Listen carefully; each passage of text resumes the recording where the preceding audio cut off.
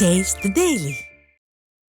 உள்ளாட்சியில் நல்லாட்சி என கூறி உருப்படியான திட்டங்கள் ஏதும் மேற்கொள்ளாமல் உள்ளாட்சிகளை சீரழித்த திராவிட மாடல் அரசு உரிய கட்டணங்களை வசூலிக்க திராணி இல்லாமல் மின்வாரியத்தையும் 7351 கோடி ரூபாய் கட்டண பாக்கியால் கடும் நெருக்கடியில் தள்ளியுள்ளது. தமிழகத்தில் 25 மாநகராட்சிகள், 138 நகராட்சிகள், 529 டவுன் பஞ்சாயத்துகள், 12,524 ஊராட்சிகளில் குடிநீர், தெருவிளக்கு, கழிப்பறை போன்றவற்றிற்கு மின்சாரம் விநியோகிக்கப்படுகிறது. ஆனால் இவற்றுக்கான மின் கட்டணங்களை சம்பந்தப்பட்ட உள்ளாட்சி அமைப்புகள் முறையாக செலுத்தாமல் 3,016 கோடி ரூபாய் கட்டண பாக்கியை வைத்துள்ளது. அதேபோல குடிநீர் வாரியம் உள்ளிட்ட சில அரசு நிறுவனங்களும் மின் கட்டணத்தை சரிவர செலுத்தாததால் 7,351 கோடி ரூபாய் மின்கட்டண பாக்கியுடன் தமிழக மின்சாரத்துறை 1,90,000 கோடி கடனில் தத்தளிப்பதாக கூறப்படுகிறது.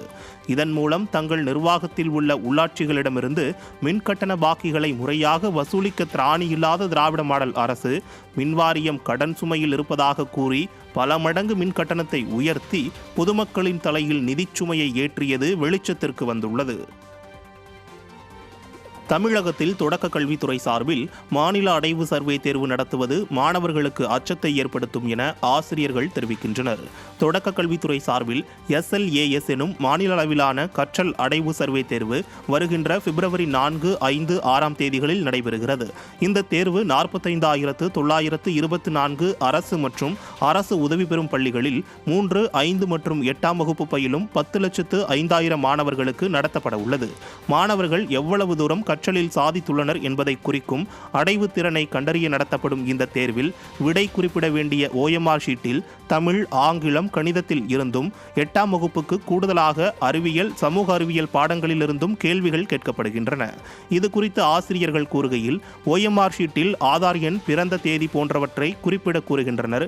3ஆம் வகுப்பு மாணவர் ஆதார் எண்ணை நினைவில் வைத்திருப்பது கடினம் என்பதால் இந்த தேர்வு தேவையற்றது என்றும் மாணவர்களுக்கு அச்சத்தை ஏற்படுத்தும் என்பதால் உடனே நிறுத்த வேண்டும் என்றும் வலியுறுத்துகின்றனர். தென்கிழக்கு அரபிக்கடல் பகுதிகளில் நிலவும் வளிமண்டல கீழடுக்கு சுழற்சி காரணமாக ஜனவரி 23ஆம் தேதி தென் தமிழகத்தின் ஓரிரு இடங்களில் லேசானது முதல் மிதமானது வரை மழை பெய்ய வாய்ப்புள்ளதாக சென்னை வானிலை ஆய்வு மையம் அறிவித்துள்ளது. அடுத்த 6 நாட்களுக்கு வட தமிழகம், புதுவை மற்றும் காரைக்கால் பகுதிகளில் வறண்ட வானிலையே நிலவக்கூடும் என்றும் காலை வேளைகளில் லேசான பனிமூட்டம் காணப்படும் என்றும் தெரிவிக்கப்பட்டுள்ளது.